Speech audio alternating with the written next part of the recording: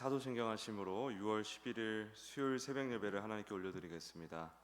전능하사 천지를 만드신 하나님 아버지를 내가 믿사오며 그 외아들 우리 주 예수 그리스도를 믿사오니 이는 성령으로 잉태하사 동정녀 마리아에게 나시고 본디오 빌라도에게 고난을 받으사 십자가에 못 박혀 죽으시고 장사한 지 사흘 만에 죽은 자 가운데서 다시 살아나시며 하늘에 오르사 전능하신 하나님 우편에 앉아 계시다가 저리로서 산자와 죽은 자를 심판하러 오시리라. 성령을 믿사오며 거룩한 공회와 성도가 서로 교통하는 것과 죄를 사하여 주시는 것과 몸이 다시 사는 것과 영원히 사는 것을 믿사옵나이다. 아멘. 찬송가 543장입니다. 찬송가 543장 올려드리겠습니다.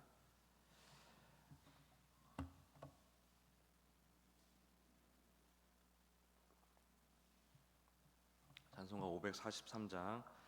어려운 일 당할 때 나의 믿음 적으나 의지하는 내 주를 더욱 의지합니다. 세월 지나갈수록 의지할 것뿐일세. 무슨 일을 당해도 예수 의지합니다. 성령께서 내 마음 밝히 비춰주시니 인도하심 따라서 주만 의지합니다. 세월 지나갈수록 의지할 것뿐일세. 무슨 일을 당해도 예수 의지합니다.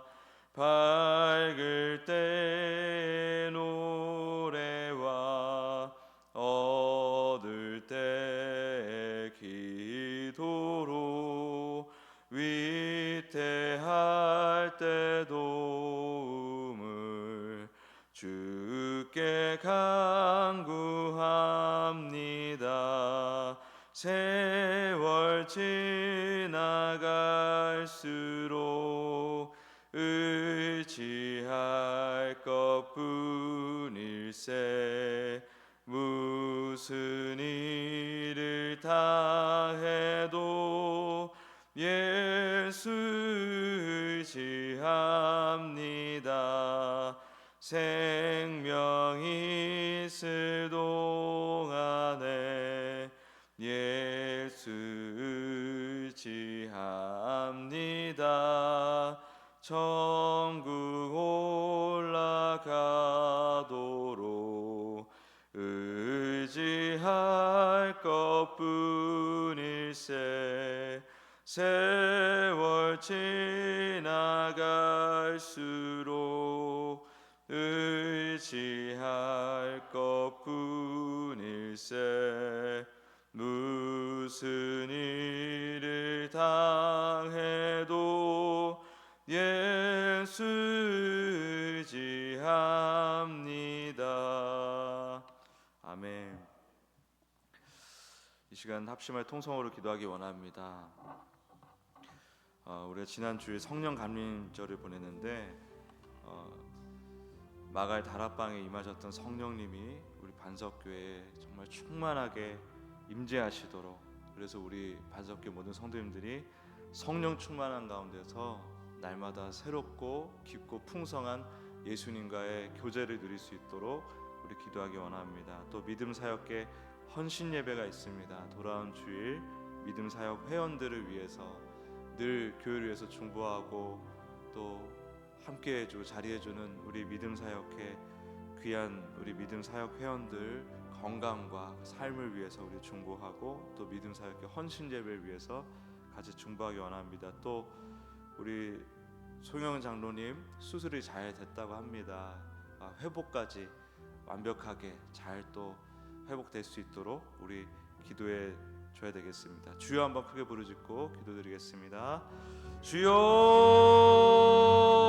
주님, 주님 감사합니다.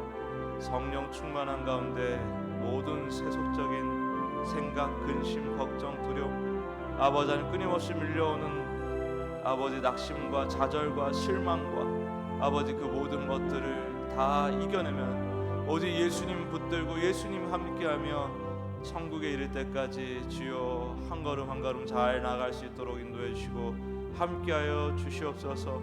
성령 충만케 하여 주시옵소서. 예수 충만케 하여 주시옵소서. 주님, 주님 인생의 모든 과정 어떤 과정을 거친다 할지라도 오직 예수 충만한 가운데 주와 함께 동행하는 인생 될 수 있도록 축복하여 주시옵소서. 인도하여 주시옵소서. 아버지 하나님, 또 믿음 사역계 회원들 우리 권사님들, 집사님들 주님 감사합니다. 귀한 주의 자녀들 아버지 노년에 이렇게 기도의 기수로 세워주시고 또 사용해 주시니 감사합니다. 하나님 늘 건강하게 지켜주시고 주님 영적으로도 아버지 늘 충만할 수 있도록 도와주시옵소서. 돌아온 주의 믿음 사역회 헌신 예배 가운데 임재하여 주셔서 주님 이 예배를 통해서 우리 반석교회 모두가 큰 은혜 받을 수 있도록 인도하여 주시옵소서. 주님 송영 장로님 주께서 보호해 주시고 함께 하사 강건케 하시고 또 모든 수술이 잘 진행되게 하심을 감사합니다. 주님 이제 회복하여서 완전하게 완치되고 아버지 어떤 후유증도 없이 주님 완전하게 치유될 수 있도록 역사하여 주십시오. 함께하여 주십시오. 그리고 다시는 그러한 아버지 하나님 일이 일어나지 않도록 늘 지켜주시고 안전하게 함께하여 주시옵소서. 하나님 감사합니다. 이미 예수님을 믿는 은혜 가운데 우리에게 오신 성령님 늘 성령 충만할 수 있게 도와주십시오. 성령 충만한 가운데 예수님을 깊고 풍성히 만나는 은혜를 허락하여 주시옵소서. 삶은 참으로 고단하고 외롭고 힘듭니다. 그 가운데서 예수님과 동행하는 기쁨 천국에 갈 때까지 계속해서 가지고 나아갈 수 있도록 도와주시옵소서.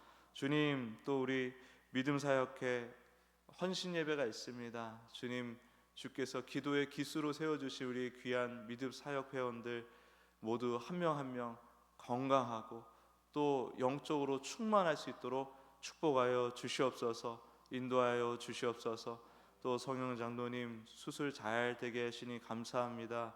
주님 완치될 수 있도록 도와주시고 다시는 또 그런 일이 그런 일이 없도록 주님 지켜주시고 함께하여 주시옵소서. 감사드리며 예수님의 이름으로 기도합니다. 아멘. 오늘 하나님 말씀 창세기 5장 1절에서 5절까지 말씀입니다. 창세기 5장 1절에서 5절까지의 말씀 같이 읽겠습니다. 시작. 이것은 아담의 계보를 적은 책이니라. 하나님이 사람을 창조하실 때에 하나님의 모양대로 지으시되 남자와 여자를 창조하셨고 그들이 창조되던 날에 하나님이 그들에게 복을 주시고 그들의 이름을 사람이라 일컬으셨더라. 아담은 130세에 자기의 모양 곧 자기의 형상과 같은 아들이 낳아 이름을 셋이라 하였고 아담은 셋을 낳은 후 800년을 지내며 자녀들을 낳았으며 그는 930세를 살고 죽었더라. 아멘. 오늘 저는 이 말씀을 본문으로 그리스도의 계보라는 제목으로 말씀 증거하기 원합니다. 오늘 본문은 이렇게 시작하죠. 이것은 아담의 계보를 적은 책이니라. 그리고 곧바로 창조의 원형을 우리에게 상기시켜 줍니다. 하나님이 사람을 창조하실 때에 하나님의 모양대로 지으시되, 여기 두 개의 형상이 등장하죠. 첫 번째는 하나님께서 아담을 지으실 때 하나님의 형상, 하나님께서는 사람을 하나님의 형상을 따라 지으셨습니다. 그것은 영광과 생명, 하나님과의 온전한 교제 그 자체였죠. 흠도 티도 없는 완전한 원본, 죄가 없는 상태. 그러나 3절은 우리에게 또 다른 형상을 보여줍니다. 아담은 130세에 자기의 모양 곧 자기의 형상과 같은 아들을 낳았다라고 기록되어 있죠. 이것은 뭐냐면 스스로 하나님 노릇하는 그 죄를 지은 이후의 형상입니다. 죄와 죽음의 그림자가 드리워진 깨어지고 금이 간 형상이죠. 완벽했던 원본이 아니라 상처 있고 왜곡된 복사본 같은 모습이 된 것입니다. 아담은 자신 안에 있던 하나님의 형상이 아니라 죄로 망가진 자기 자신의 형상을 후대에게 물려주게 된 것입니다. 하나님의 형상 그대로를 물려주게 된 게 아니라 죄 안에 있는 죄인이 된 자신의 모습을, 자신의 형상을 후대에 물려주게 된 것이다. 이것이 바로 우리 모두가 태어나면서부터 물려받은 실존이라는 거예요. 우리는 아담의 형상을 따라서 태어났습니다. 그렇게 살아갑니다. 우리의 존재적인 의미는 하나님의 형상이지만 우리의 이 현실적인 이 실존은 아담의 형상이다. 본문은 아담이 셋을 낳은 후에도 무려 800년을 더 살면서 수많은 자녀들을 낳았더라고 증언합니다. 800년이면 얼마나 많은 자녀들을 낳았을까요? 그렇죠? 뭐 해마다 한 명씩 난다 그래도 800명입니다. 그렇죠? 예. 2년에 한 번씩 낳아도 400명입니다. 그렇죠? 엄청나게 많은 아들, 딸이 있었을 거라고 우리가 짐작을 하는데, 그러나 성경은 그 자녀들에 대해서 침묵을 합니다. 그 수많은 자녀들의 이름을 얘기하지 않습니다. 그들의 인생에 대해 단 한 줄도 기록하지 않습니다. 마치 존재하지 않았던 것처럼 성경에서 관심은 오직 한 사람, 셋이라는 자녀에게만 향하고 있죠. 왜일까요? 이 셋이란 자녀가 다른 형제들보다 유독 잘나고 의로워서일까요? 아닙니다. 성경은 셋의 어떠함에 대해 말하지 않습니다. 셋이 뭘 잘했다, 뭐 어떤 자격을 갖췄다, 행실이 괜찮았더라, 그런 식으로 바라보지 않는다는 거예요. 여기서 우리는 인간의 가치나 노력이 아닌 하나님의 주권적인 선택과 은혜를 발견하게 됩니다. 하나님께서는 아벨의 피로 얼룩진 땅에서 아벨의 인생, 제가 말씀드렸죠. 아벨의 인생이라는 것은 곧 세상의 가인들에게 얻어터지고 죽임을 당하는 인생이라고. 그게 아벨의 후손인 우리, 아브라함의 후손인 우리, 그리스도의 후손인, 그리스도의 자녀인 우리의 삶인 것입니다. 어쨌든 그렇게 아벨의 피, 그러니까 아벨이 늘 죽어나갈 수밖에 없는 이 땅에서 죄의 그 죄가 이렇게 막 충만해 있지 않습니까? 그런 속에서도, 그런 이 죄가 충만한 세상 속에서도 하나님께서 약속하신 것, 그 거룩한 계보, 구별된 씨앗을 남겨두기로 작정하신 것을 우리가 볼 수가 있는 거예요. 하나님께서 뭐 이름을 셋으로 지었든 넷으로 지었든 그게 중요한 게 아니고, 사실은 하나님께서 그 죄가 관영한 그 세상 가운데서 하나님의 뜻을 드러내는 그 거룩한 씨앗, 그 거룩한 계보를 그렇게 이어가셨다. 이것을 우리가 발견하는 게 중요하다는 거예요. 가인은 자기 힘으로 제단을 쌓고 자기 의로 하나님께 나아가려다가 실패한 첫째 아들이었죠. 가인이 사실은 아담의 장자지 않습니까? 장자잖아요. 그는 이제 땅의 사람이 된 것입니다. 스스로 하나님 노릇하는 그 죄로 인하여서 하나님을 계속 기만하고 하나님을 이용하고 자신의 그 생존과 번영을 위해서 하나님을 이용하는 그 제사를 드렸고, 그로 인해서 또 그런 마음을 가지고 있다 보니까 동생 아벨을 죽이게 되고, 그리고 쫓겨나서도 계속 그 죄를 포기하지 못하고 내려놓지 못하고 자기 자신을 위한 성을 쌓고 그렇게 이제 살아간다는 거죠. 그 사람은 이제 이 가인은 이제 한마디로 계속해서 이 땅에서 자기 자신의 영광을 위해서 사는 존재가 된 거예요. 그걸 뭐라고 표현하냐면 땅에 갇힌 존재라고 표현한다는 겁니다. 성경에서는 그런 죄인들의 현실을 지옥이라고 또 불러요.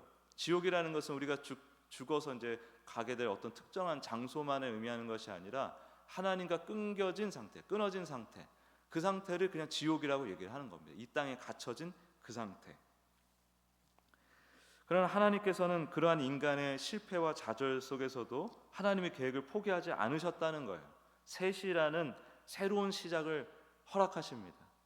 이것은 셋 개인의 셋이라는 사람의 어떤 탁월함 때문이 아니라 그냥 하나님의 은혜라는 거죠. 우리 인류를 향한 하나님의 은혜, 우리를 살리기 위한, 우리를 온전케 하기 위한 하나님의 은혜, 하나님의 신실하심의 증거라는 것입니다.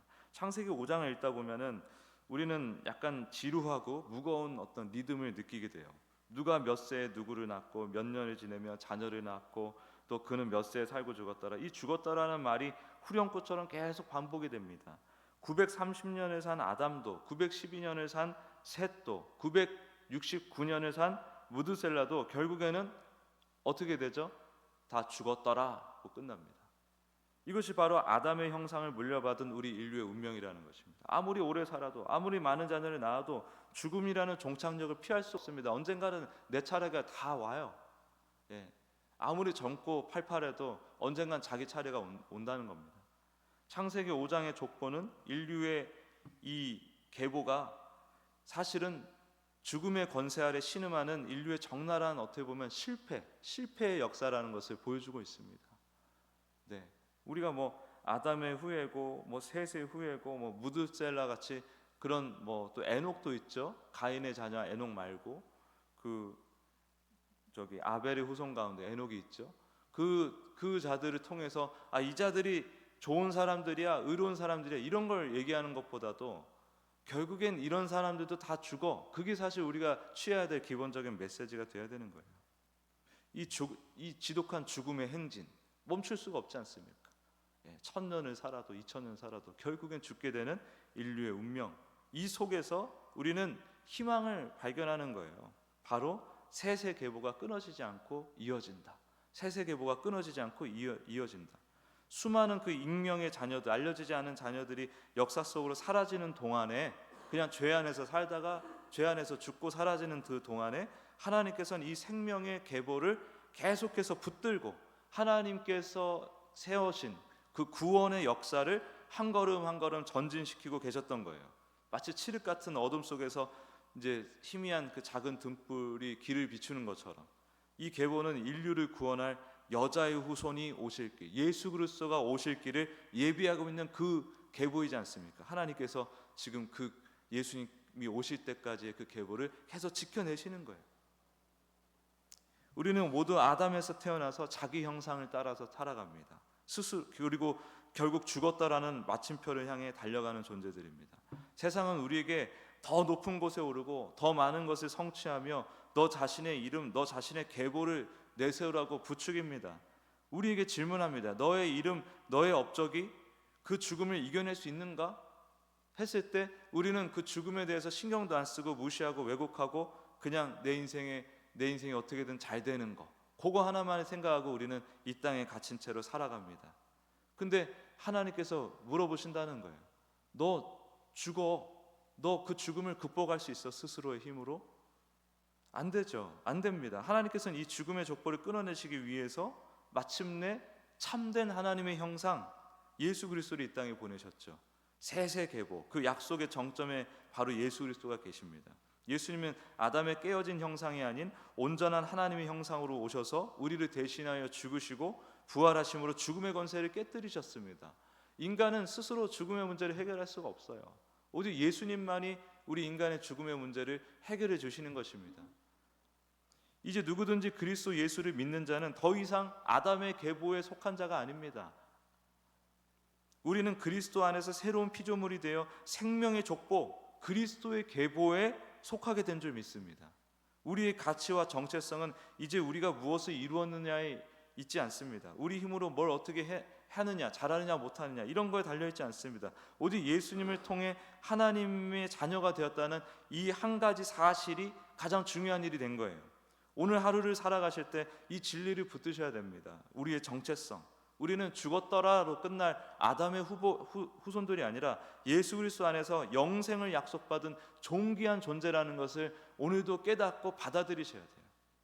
세상이 강요하는 그 아담의 계보를 쌓으려고 애쓰는 대신에 이미 우리를 당신의 계보, 예수 그리스도의 계보에 편입시켜 주신 그 은혜 안에서 참된 자유와 기쁨을 누리시기를 바랍니다. 그것이 진짜 복이에요. 그것이 진짜 복이에요.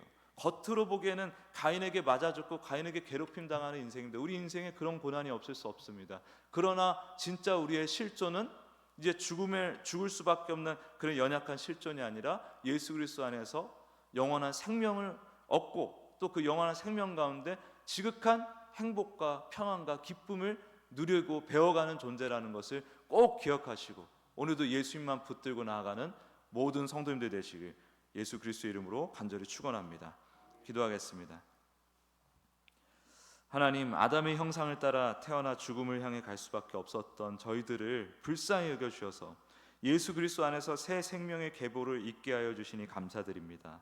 세상의 가치관을 따라 헛된 나의 이름을 세우려 했던 그런 교만한 인생을 용서해 주시고 오직 예수 그리스도 안에서만 참된 가치와 영원한 소망이 있음을 날마다 고백하며 살게 하여 주시옵소서. 오늘 하루도 주님의 형상을 닮아가는 거룩한 백성으로 살아갈 수 있도록 우리를 붙들어 주시옵소서. 감사드리며 예수 그리스도 이름으로 기도드립니다. 아멘.